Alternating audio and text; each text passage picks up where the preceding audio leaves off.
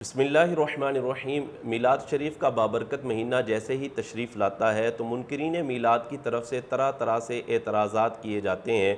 انہی اعتراضات میں سے ایک اعتراض آج کل سوشل میڈیا پر وائرل کیا جا رہا ہے کہ اعلیٰ حضرت امام احمد رضا خان فاضل بریلوی رحمۃ اللہ تعالیٰ علیہ نے فتاوی رضویہ کی 26ویں جلد کے اندر اس چیز کو بیان کیا ہے کہ نبی پاک صلی اللہ علیہ وسلم کی جو تاریخ ولادت ہے وہ 12 ربیع الاول شریف نہیں بلکہ 8 ربیع الاول شریف ہے۔ اس اعتراض کا جواب سننے سے پہلے اس بات کو یاد رکھیں کہ منکرین کا یہ شروع سے ہی طریقہ کار رہا ہے اور یہ ان کا طریقہ واردات رہا ہے کہ لوگوں کو گمراہ کرنے کے لیے، لوگوں کو پریشان کرنے کے لیے کہیں سے تھوڑی سی بات لے لیتے ہیں اور آگے اور پیچھے کا جو حصہ ہے وہ ترک کر دیتے ہیں، وہ چھوڑ دیتے ہیں۔ اسی طرح اس اعتراض میں بھی کیا گیا ہے اور یہ کہا جاتا ہے اعلیٰ حضرت امام احمد رضا خان علیہ رحمۃ الرحمن نے تاریخ ولادت 8 ربیع الاول بیان کی ہے، 12 ربیع الاول بیان نہیں کی۔ تو آئیے ناظرین کرام، اس اعتراض کا جواب میں فتاوی رضویہ کی 26ویں جلد صفحہ نمبر 411، 412 اور 413 سے آپ کے گوش گزار کرتا ہوں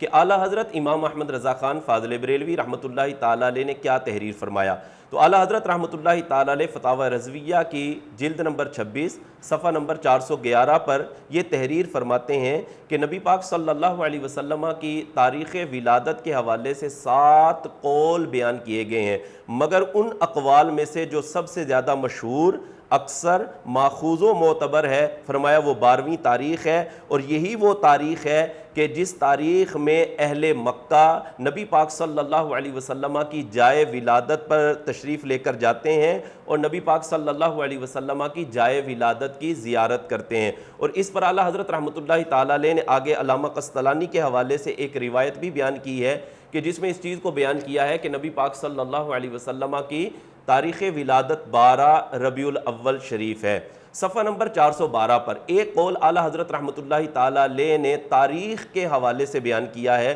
کہ تاریخ کے اعتبار سے اگر دیکھا جائے تو نبی پاک صلی اللہ علیہ وسلم کی تاریخ ولادت 8 ربیع الاول شریف بنتی ہے، لیکن اعلیٰ حضرت رحمۃ اللہ تعالیٰ فرماتے ہیں اور شک نہیں کہ تلقی امت بالقبول کے لیے شان عظیم ہے، یعنی امت کا کسی بات پر اتفاق کر لینا، امت کا کسی بات پر اجماع کر لینا، یہ تاریخ کے مقابلے میں ایک بڑی دلیل ہے۔ یعنی تاریخ بھی ایک دلیل ہے لیکن تاریخ کے مقابلے میں امت کا کسی بات پر اتفاق کر لینا یہ تاریخ سے بھی ایک بڑی دلیل ہے، اور امت کا اس بات پر اتفاق اور اجماع ہے کہ نبی پاک صلی اللہ علیہ وسلم کی تاریخ ولادت وہ 12 ربیع الاول شریف ہے۔ امت کا کسی بات پر اتفاق کر لینا کتنی بڑی دلیل ہے۔ اس سے اعلیٰ حضرت امام احمد رضا خان فاضل بریلوی رحمۃ اللہ تعالیٰ علیہ نے احادیث کریمہ سے ثابت کیا ہے۔ ایک حدیث جو ترمذی شریف کی روایت اعلیٰ حضرت رحمۃ اللہ تعالیٰ علیہ نے فتاوی رضویہ کی اسی جلد نمبر 26 صفحہ نمبر 413 پر جس کو بیان کیا ہے کہ نبی پاک صلی اللہ علیہ وسلم نے ارشاد فرمایا کہ عید الفطر اسی دن ہے جس دن لوگ عید کریں، اور عید الاضحیٰ اس روز ہے جس روز لوگ عید کریں۔ تو اس دلیل سے اعلیٰ حضرت امام محمد رضا خان علیہ رحمۃ الرحمن اس چیز کو بیان کر رہے ہیں کہ لوگوں کا کسی بات پر اتفاق کر لینا، لوگوں کا کسی بات پر اجماع کر لینا یہ تاریخ کے مقابلے میں ایک بڑی دلیل ہے۔ اور اعلیٰ حضرت رحمۃ اللہ تعالیٰ علیہ آخر کے اندر جو نتیجہ اور رزلٹ نکالتے ہیں، اور وہ رزلٹ یہ ہے، آپ فرماتے ہیں لا جرم